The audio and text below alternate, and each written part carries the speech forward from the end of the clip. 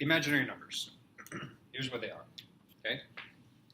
What's the square root of 9? 3.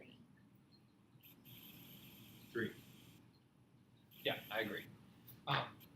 Maybe I should say it like this. X squared equals 9, so x is equal to 3. No. You're half right.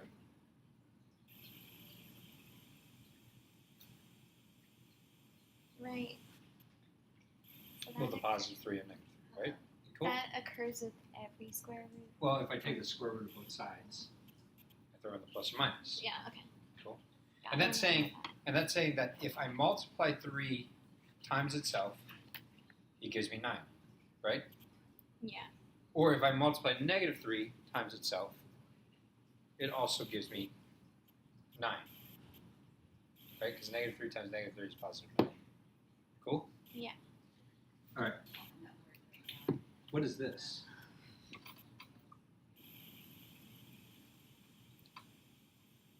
Ask yourself, what times itself gives you negative 9? Throw out a suggestion.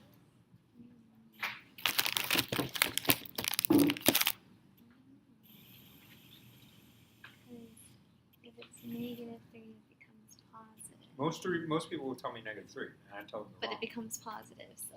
Right, because negative 3 times negative 3 is not 9. Yeah. Or, I'm sorry, negative 3 times negative 3 is 9. But it's positive. It's not negative 9. I know. It has something to do with 3, I'm sure. But I can't figure out what it is. And then some other people would tell me, oh, well, you just take positive 3 times negative 3. That gives you negative 9. But I that's said, not that's not possible. multiplying it by itself. Yeah. You're multiplying it by the opposite. This is where we call imaginary numbers. It's the square root of a negative number. Because for the most part, There is no such thing as the square root of a negative number, as we just kind of tried to wrap our brains around and failed miserably. Mm-hmm. so we introduced this idea that the square root of negative 1 is equal to I. That's what imaginary number is. Okay. That's what I was thinking. Like you square root it and then multiply it by negative. Yeah. Okay. The square root of negative 9 is really the square root of negative 1 times the square root of 9. Yeah. Right. Okay. And then this is equal to I times 3. But we always write that as 3i. We always write the number first. Okay? Okay. That's all it is. Are we cool? Yeah. And then if we say, okay, well, Also- what is 3i times 3i? Okay, well, 3 times 3 is 9, right? What's I times I? 1. Well, what is the square root of negative 1 times the square root of negative 1? 1. No, it's No. negative 1. The square root of anything times itself is just whatever is inside that square root. Oh, okay. So it's just negative 1. Which is also known as negative 9. Look, 3i squared is Oh. negative 9. Because I is just always negative. The I is the square root of negative 1. Okay. Which is negative 1. Well, I is the square root of negative 1. So I squared Is 1. is negative 1. Okay, so it's just always negative 1. Yeah. Okay. Well, no, it's not always negative. I mean, there's a whole side of math that we could probably cover. I don't want to confuse you. I don't want your brain to explode. We cool? Yeah. Now, this is called a purely imaginary number, 3i. Okay? That is a pure imaginary number. And I say pure because there's 3 i's. There's no real part to it. It's all imaginary. You're just multiplying by 3. Mm-hmm. Okay? So if I ask you to solve like x squared is equal, or x squared plus 4 is equal to 0. Okay? then you would say, okay, fine. X squared is equal to negative 4. You cool with that? X is equal to 2i. Yeah. And do you still have to throw in the plus or minus? Yeah, I think so. Can't remember off the top. Yeah, I'm pretty sure. Because I took the square root of both sides, so it's plus or minus 2i. Okay. Oh yeah. Yeah, I agree. Okay. We cool with that? Mhm. Well, what if I did this? What if I did x plus 1 squared plus 4 equals 0? Okay, then what I would do is I would say, okay, x plus 1 squared is equal to negative 4. Okay? X plus 1 is equal to plus or minus. Can you help me out with this? 2i. Cool. I just took the square root of both sides. Oh, sorry. You moved the 4, right? Oh yeah, I subtracted the 4 over there. We go? Yeah. Okay. Okay. And then x equals negative 1 plus or minus 2i.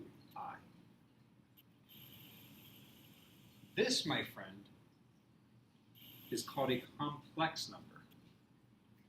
Why is it complex? Because it has two parts to it. It's got a real part and an imaginary part. In this case, what is the real part? Negative 1, perfect. What is the imaginary part? 2. The 2i. Technically, you would just say 2, because if I'm asking you the imaginary part, you don't need to tell me 2i, Oh yeah. because it's just anything in front of the I, and it's kind of redundant to say. What's the imaginary part? Well, 2 imaginary. No, it's just the number 2. Yeah. So what's the real part? Negative 1. What's the imaginary? 2. Well, either plus 2 or minus 2, but Yeah. yeah, the 2. We cool? And you keep them separate. You don't mix them up. Okay. This doesn't become 3i or 3 half of an I, right? Because what's negative 1 plus 2i? I'll tell you what it is. It's negative 1 plus 2i. That's what it is. That's like asking me, what's 1 orange plus 3 apples? So they're not like terms. It's not 4 orpals or 4 oranges. It's 1 orange plus 3 apples. What do you want from me? Mhm. Right? So this problem right here, I'm going to simplify the numbers because you don't need to worry about adding fractions and trying to learn this at the same time.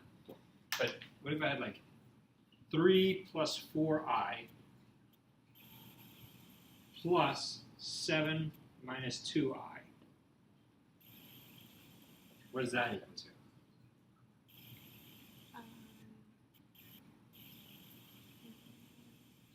Are we combining like terms? Yeah. Okay, so 10 10.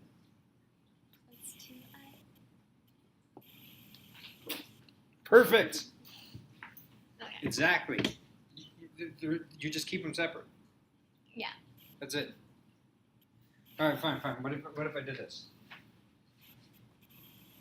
A is equal to 3 plus 4i, and B is equal to 7 minus 2i, and what you just solved was A plus B. Right?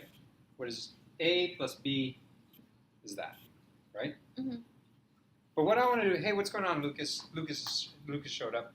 I'm just going over some imaginary numbers, complex number stuff, but we'll get into it in just a second. All right, anyway.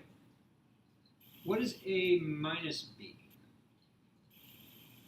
What's up, Bradley? He's just announcing that he's back. Me and Bradley, we're friends. We're almost like frenemies. All right. Do you just turn? Oh, we're besties, apparently. Do you just turn 7 to negative? Oh, yeah. What is this? 3 plus 4i minus 7? Plus 2i. I'm good. I'm glad you said plus 2i. The only point I was trying to make in this particular case is that when you're subtracting b, you'll want to probably do this. Which, you're right, ends up translating to this. Because you distribute that negative throughout. Mm-hmm. Yes, I agree. I agree with you entirely. And then what you do is you just, okay, well, what is it then? Mm-hmm. Miss Smarty Pants, go for it. -4 -4 plus 6i. plus 6i. There we go. Okay. And what is that equal to? -4 plus 6i. -4 plus 6i. What do you want from me? Okay. It's not like it's not like positive 2 half of an I. Yeah. You know what I mean? So you just keep the real part separate from the imaginary part. And I think the problem that they gave you was they gave you something like, what is A minus B plus 7 or something like that. And they gave you a bunch of fractions. So now you just got to do the same thing, but, you know, is 7 a real part or an imaginary part? Real. It's a real part. If it were an imaginary part, there would be an I somewhere. Yeah. So it's just a purely real part. So you just keep the real stuff with the real stuff and the imaginary stuff with the imaginary stuff. And the only thing that's different here is I changed these to easy numbers to add and subtract because I don't want to deal with fractions. Mm-hmm. But you know how to add and subtract fractions. I'm not even going to teach that to you. Mm-hmm. Cool? So that's it. That's complex numbers. Okay. All right. Let me stop the archive and I'm going to say hi to the class.